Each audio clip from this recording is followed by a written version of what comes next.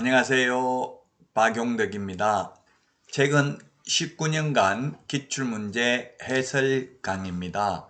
여러분 먼저 구독, 좋아요, 알림 설정해 주시면 감사하겠습니다. 이번 시간은 제32회 기출문제 해설 강의를 하도록 하겠습니다. 자, 1번 중개대상물인데요. 중개대상물 시험에 해마다 출제됩니다. 중개대상물이란 개업 공개사만이 중개를 업으로 할 수 있는 게 중개상물입니다. 토지, 건축물, 임목, 공장재단, 광업재단입니다. 자, 1번 채굴되지 않는 광물 요건선 광업법 제2조에 의하면 국가가 광물을 채굴할 권능이 있습니다. 개인 소유가 아니기 때문에 중개상물 아니고요. 그 다음에 영업상 노하우 등 무형의 재산적 가치 요거는 1번은 아예 거래 대상이 되지 않아서 중개상물이 아니고요. 2번 권리금은 개업공개사만이 중개를 업으로 할 수 있는 게 아니라 누구나 중개를 업으로 할 수 있습니다. 탑법에서 규제하지 않는 한. 그래서 중개상물이 아니고 3번 토지로부터 분리된 수목. 역시 이것은 동산이기 때문에 중개상물이 아닙니다. 중개상물이 아닌 것은 두 가지 종류가 있습니다. 아예 거래의 대상이 되지 않기 때문에 중개가 개입할 여지가 없는 게 있고요. 그 다음에 두 번째는 개업공개사만이 중개를 업으로 할 수 있는 게 아니라 아무나 할 수 있는 것도 중개상물 아닙니다. 따라서 3번에 토지로부터 분리된 수목은 동산이기 때문에 아무나 중개를 업으로 해도 됩니다. 꼭 개업공개사만이 할 필요가 없고요. 정답은 4번이 되겠습니다. 지목이 양의장인 토지라고 되어 있는데 지목이 28가지가 있는데요. 전답 가수원, 양의장, 목장용지 모든 지목 전부 중개상물 될 수 있습니다. 물론 개인 땅이라는 전제는 깔려 있겠죠. 국가 지자체 땅이면 중개가 개입할 수는 없겠죠. 모든 지목 그리고 모든 용도, 지역, 지구, 구역 전부 중개상물입니다.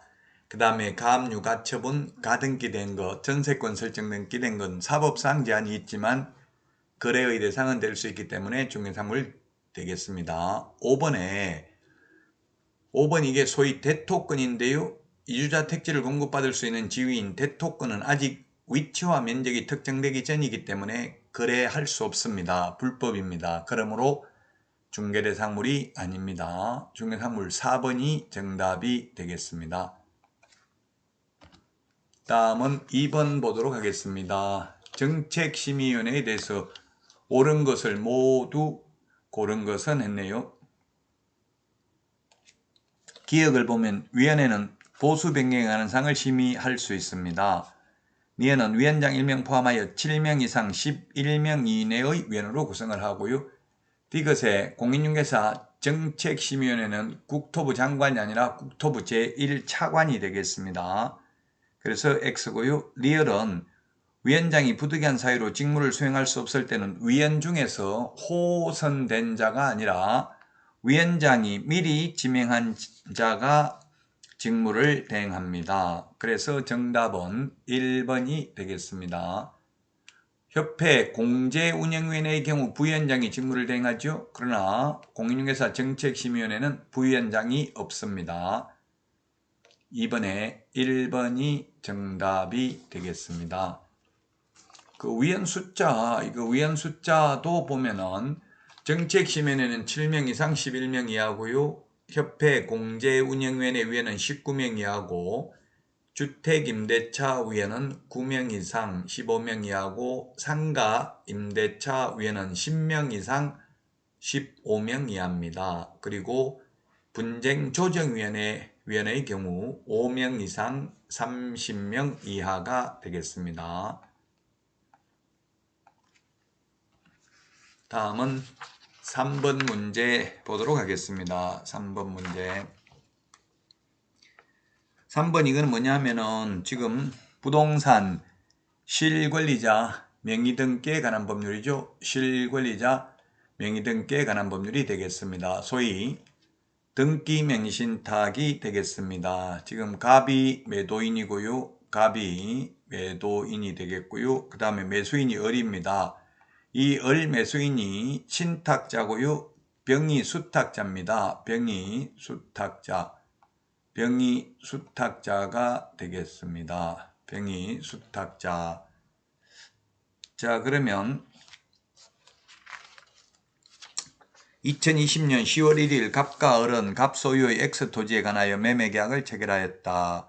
을과 병은 농지법 소유 상한을 회피할 목적으로 명의신탁 약정을 하였다. 그 후 갑은 을의 요구에 따라서 병 명의로 소유권 이전기를 맞춰주었다. 그 사정을 아는 개업공개사가 X토지의 매수 의뢰인에게 설명한 내용으로 옳은 것을 모두 다 고른 것입니다. 소위 등기 명의신탁 또는 3자간 명의신탁이 되겠죠. 기억, 갑이 병수탁자 명의로 맞춰준 소유권 이전 등기는 무효이다. 네, 그렇습니다. 이 매매계약은 유효하고요. 을하고 병하고 명의신탁 약정 무효고요. 그로 인한 물권 변동 효력도 무효가 되겠습니다. 유효하다 했기 때문에 기억은 틀렸고요. 그 다음에 니은, 을은 병을 상대로 매매 대금 상당의 부당이득 반환 청구권을 행사할 수 있다. 지금 옳은 것이죠. 옳은 것. 행사할 수 없습니다. X입니다. 왜냐하면 지금 병이 제3자에게 처분을 하면 부당이득 반환을 청구할 수 있는데 처분했다는 말은 없거든요. 그래서 틀렸고요. 그 다음에 D것, 을은 갑을 대위하여 병명의의 소유권 이전 등기 말소를 청구할 수 있다. 예, 물권 변동 무효이기 때문에 맞습니다. 그래서 정답은 3번이 되겠습니다. 옳은 것은 D것 하나만 옳은 내용이고요. 나머지는 틀린 내용이 되겠습니다. 소위 등기 명의신탁 또는 3자간 명의신탁이라고 합니다. 자, 다음은 4번입니다. 4번 분묘기지권입니다. 분묘기지권에 대해서 틀린 것입니다. 1번 분묘기지권은 등기사항증명서를 통해서 확인할 수 없다. 그렇습니다. 등기되지 않는 권리입니다. 그리고 2번 분묘기지권은 분묘의 설치 목적인 분묘의 수호와 제사에 필요한 범위 내에서 분묘기지 주의 공지를 포함하는 지위까지 미칩니다. 그 구체적 범위는 개별적인 분묘를 보고 사회 통념상 판단해야 되므로 사성이 설치되어 있다 하여 사성까지 분묘기지권의 효력이 반드시 미치는 것은 아니다. 미칠 수도 있고 안 미칠 수도 있습니다. 3번 분묘기지권이 인정되는 경우 분묘가 멸실되었다 하더라도 유골이 존재하여 분묘의 원상회복이 가능하고 일시적인 멸실에 불과하다면 분묘기지권은 소멸하지 않고 존속하고 있다고 보아야 하겠습니다. 4번 분묘기지권에는 그 효력이 미치는 범위 안에서 새로운 분묘를 신설할 권능은 포함되지 않습니다. 쌍분 또는 단분 형태로 합장을 하는 것 허용되지 않습니다. 5번 갑이 자기 소유의 토지에 분묘를 설치한 후 그 토지를 을에게 양도하면서 분묘를 이장하겠다는 특약을 하지 아니함으로써 갑이 분묘기지권을 취득한 경우 특별한 사정이 없는 한 갑은 분묘기지에 대한 토지 사용대가를 지급할 의무가 없다. 지료를 지급할 의무가 없다 했는데 이게 틀렸네요. 지료를 지급할 의무가 있습니다. 그래서 5번이 정답이 되겠습니다. 이런 경우 지료는 분묘기지권이 성립한 때부터 지료를 지급해야 됩니다. 분묘기지권이 성립한 때부터. 다만 분묘기지권을 시효취득한 경우에는 지료를 청구한 때부터 지급하면 되겠습니다. 자, 이번 시간 여기까지 하고요. 다음 시간에 찾아뵙겠습니다. 여러분 수고하셨습니다. 안녕.